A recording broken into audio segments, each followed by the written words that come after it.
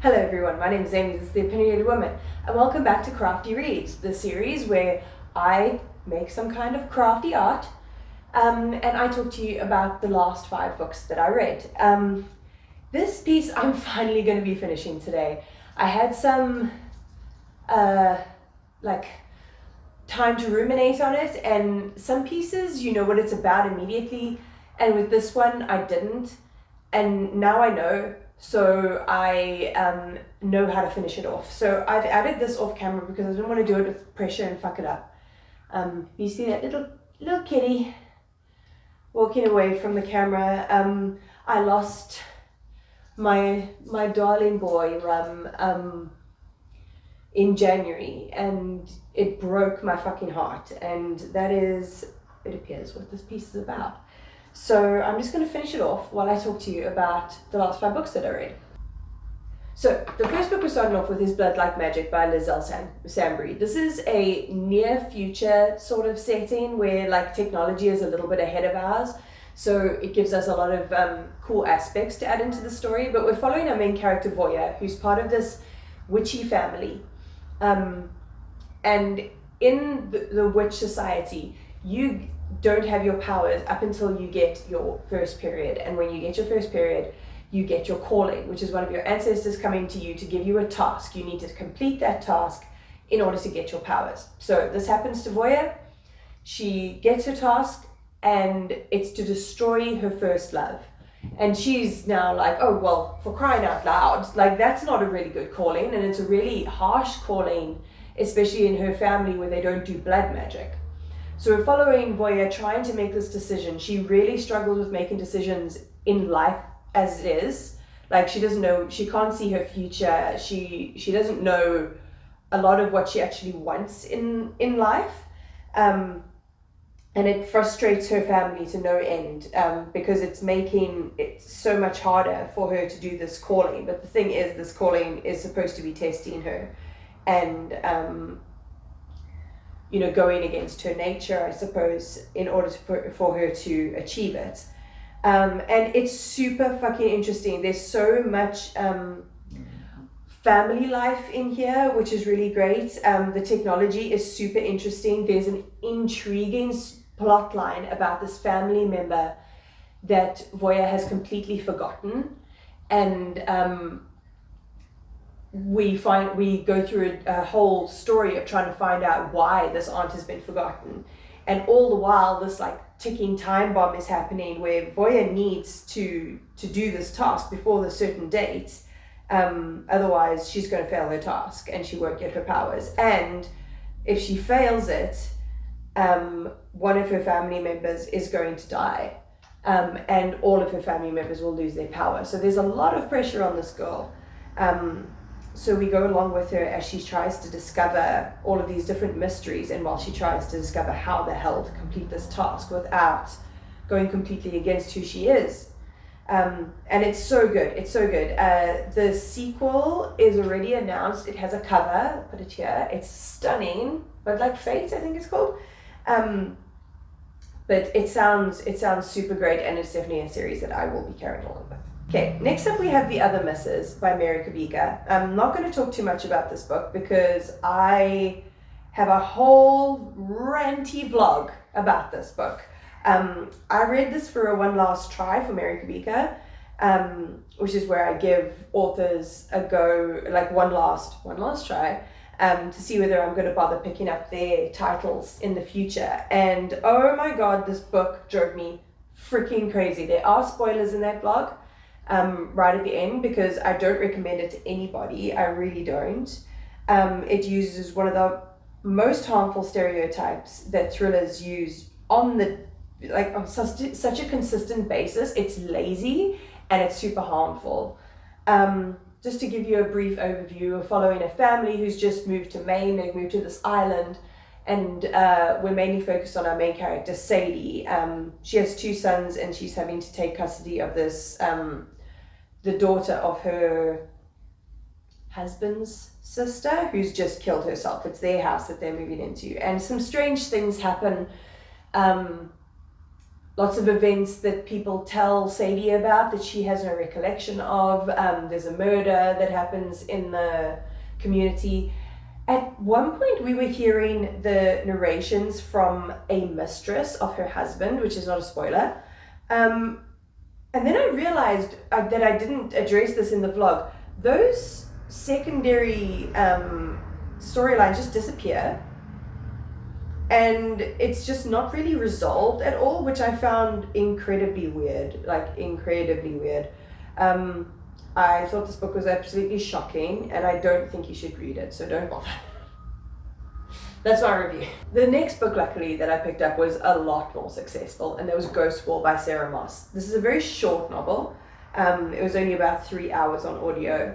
And we're following this family along with a group of students and their professor who are spending the summer living like Iron Age people in Northumberland. And the students get to live in like tents and stuff like that, while Sylvie, our main character, and her family are living properly like Iron Age people would. And she very much lives in fear of her father. He seems very abrasive and very abusive to her father, to her mother and to her. And she's always sort of living in fear of any repercussions that will come of any action that she does. She just constantly lives in fear. So we go along with how they are, trying to live off this cultivated land that is not at all like Iron Ages anymore, sneaking off to the shops, as students would do. And it has some very beautiful nature writing, as well as some really eerie, like sort of threatening vibes, because her father is so unpredictable and reacts so strongly to things, and Sylvie is so fearful of him that there's a past, there's a past that Sylvie is not talking about in the book, but she somehow makes you know that this is a man to be scared of because there are things that he's done. And it's really ominous. It's really ominous. Like, Sarah Moss is an artful writer, and I am going to definitely pick up more of her stuff. Luckily, a bunch of her stuff just popped up on Scribd. So I'm going to get right in there because, what an incredible writer. I've heard so much hype. I think when I first joined BookTube, not as a booktuber, but as a viewer, when I first joined, this book was all the rage, and I can totally see why. So definitely Sarah Moss. She's fully on my radar. While this dries, I'm going to cover the 2 books that I read in hard copy, and that is The Instance of the Fingerpost by Ian Pearce, or the first one is. This is a historical fiction set in the 1600s, and it's all based, we get 4 different narrations, one after the other, all around the same events. So we get the first account, which is probably the one that we needed to start off with, which is by an Italian called Marco da Cola, who's come to the UK, come to Oxford in particular.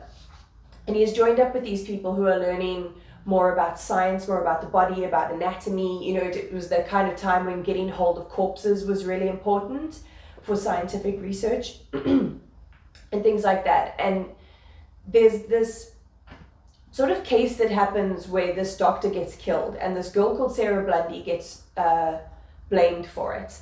And we get the account of these events and the events happening around it from Marco da Cola's point of view. And then we get another guy, and then we get another guy, and then we get the final one who brings all 3 of those perspectives together, because obviously these aren't factual accounts. These are written as their perspective on things. So not all of it is completely reliable as actual fact, especially the one guy who is determined that Sarah Blundy is sent to destroy him, ultimately, because he's having a little bit of a mental break.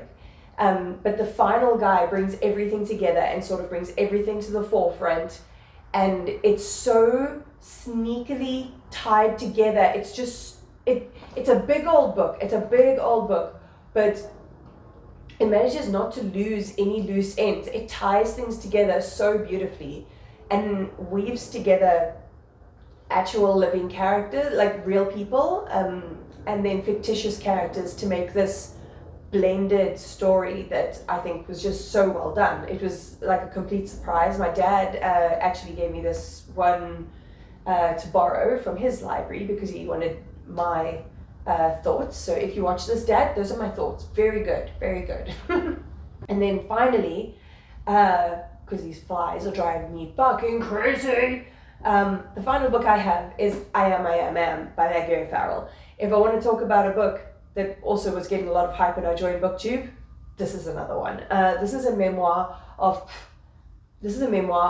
Maggie O'Farrell's 17 Brushes with Death, and each chapter is named after a different part of the body, depending on which part of the body, obviously, that it was affected, and then it's got a diagram. Let me show you, it looks pretty cool. Each one has that, and she manages to tell the story of herself, like her own story, without being like, I was born at this time, then this happened, then this happened. She takes these anecdotes of her brushes with death completely out of sync with one another. She doesn't tell them chronologically, and it gets to tell you so much about her life. And there's the longest chapter is about this sickness that she had as a child, and it's hinted at in the previous story, so that like it builds to this one dramatic event that she had as a child. And the way that she writes about like her injuries and her sufferings and stuff like that is visceral. Like you can feel it. Like I have a tick, and it made me there it is. It made me tick a little bit in an uncomfortable way, because I could just feel all of like the things that she was experiencing. Like I couldn't even possibly imagine what she was experiencing. But that's how well written this book is, and it's just a memoir like I've never read before. Like it's so smart. It's just such a clever way of, I suppose, looking at your own humanity. And Maggie O'Farrell is yet another author that is on my radar so firmly. Like I can't wait to pick up more of her actual fiction now. As soon as I get the chance, more Maggie O'Farrell in my life.